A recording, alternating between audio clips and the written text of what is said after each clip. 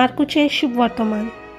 6 दीस उपरांत जेजू पेद्रूक, जाकोबाक आनी जुआवांक आपणा बरोबर घेवन एकवडे आसचे खातीर एका उंच दोंगरार गेलो आनी ताचे मुखार ताणें आपलें रूप बदल्लें। ताची वस्त्रां लुकलुकीत आनी संवसारांत मोडवोला लागीं धोवी करूंक जायना तितली धोवी फूल जाल्ली। आनी मोइजेसा बरोबर एलिजा तांकां दिश्टी पडलो आनी ते जेजू लागीं उलयताले।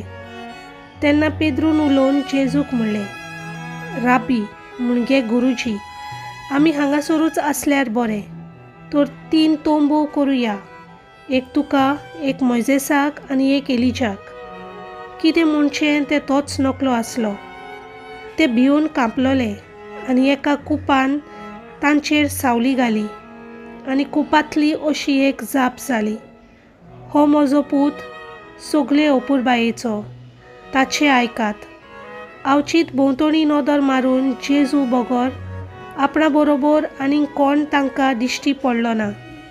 दोंगरावेले देंवतना देखला ते मनशाचो पूत मेलेल्यांतलो पुनर्जीवन जायसर कोणाकूच सांगिनाकात म्हूण ताणें तांकां हुकूम घालो।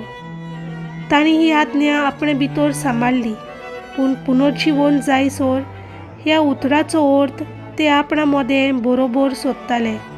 देवाचें उतर हें।